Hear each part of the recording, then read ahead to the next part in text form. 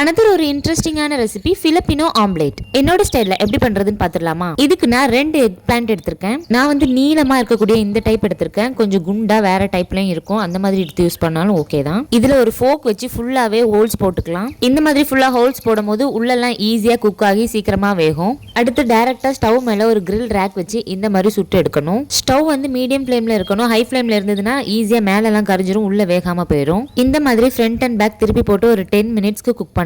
So அவ்வளோதான். Stove off பண்ணிட்டு இது நல்லா ஆறுனதுக்கு அப்புறம் நம்ம பீல் ஆஃப் பண்ணி எடுக்க வேண்டியதுதான். அதுக்குள்ள ஆம்லேட்கான மசாலா ரெடி பண்ணிடலாம். இப்போ ஒரு பவுல்ல 2 முட்டை எடுத்திருக்கேன். கொஞ்சமா சில்லி ஃபிளேக்ஸ், தேவையான அளவுக்கு உப்பு சேர்த்துட்டு 1 டீஸ்பூன் போல டொமேட்டோ சாஸ் சேர்த்திருக்கேன். கொஞ்சமா பொடி பொடியா நறுக்கின மல்லி இலை சேர்த்திருக்கேன். எல்லாத்தையுமே நல்லா மிக்ஸ் பண்ணி கலந்து விட்டுறலாம். நான் இன்னைக்கு சிம்பிள் அண்ட் ட்ரெடிஷனல் மெத்தட்ல யூஸ் பண்ணக்கூடிய சீசனிங் தான் சேர்த்திருக்கேன். உங்களுக்கு இந்தியன் வெர்ஷன் பிடிக்கும் அப்படின்னா கொஞ்சம் அந்த மசாலாஸும் ஆட் பண்ணிக்கலாம். நல்ல ஸ்மோக்கி ஃபிளேவரோட எக் பிளான்ட் சுட்டு எடுத்தாச்சு. இது நல்லா ஆறுனதுக்கு அப்புறம் இதோட ஸ்கின்னை வந்து இந்த மாதிரி பீல் ஆஃப் பண்ணிடலாம். நல்லா வெந்ததுனா தான் ஈஸியா இந்த மாதிரி பீல் ஆஃப் பண்ண முடியும். இல்லைன்னா வந்து கட்டியா இருக்கும், பிக்கவே கஷ்டமா இருக்கும். ஸோ அவ்வளோதான். இந்த மாதிரி ரெண்டையுமே பீல் ஆஃப் பண்ணிட்டு டைரக்டா நம்ம பீட் பண்ணி வச்சிருக்க எக்ல வந்து சேர்த்துடலாம். சேர்த்துட்டு ஒரு ஃபோக் வச்சு இந்த மாதிரி நல்லா பிரஸ் பண்ணி விட்டுக்கலாம். சோ தட் நல்லா சாஃப்ட் ஆகி எக்கோட நல்லா ஸ்மஜ் ஆகும். இதை வந்து பிலிப்பைன் மக்கள் அவங்களோட லாங்குவேஜ்ல டார்டாங் டலாங்னு சொல்லுவாங்க.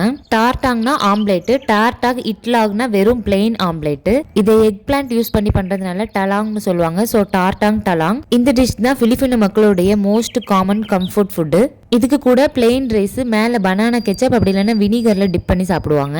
ஒரு மாதிரி மைல்டு சால்ட்டியா ஸ்மோக்கி ஃபிளேவரோட சாப்பிட்றதுக்கு ரொம்ப டேஸ்டா இருக்கும். ஸோ ஒரு பேன்ல லைட்டா ஆலிவ் ஆயில் சேர்த்து இந்த ஆம்லேட்டை குக் பண்ணி எடுக்க வேண்டியதுதான். ஒரு பெஸ்ட் ஹெல்த்தியஸ்ட் ஆம்லேட் கண்டிப்பா எல்லாரும் ட்ரை பண்ணி பாருங்க. ஸோ இந்த வீடியோ உங்களுக்கு பிடிச்சிருந்தது அப்படின்னா எம்மி ஃபுட்டிக்கு சப்ஸ்கிரைப் பண்ணிக்கோங்க. தேங்க்ஸ் ஃபார் வாட்சிங்.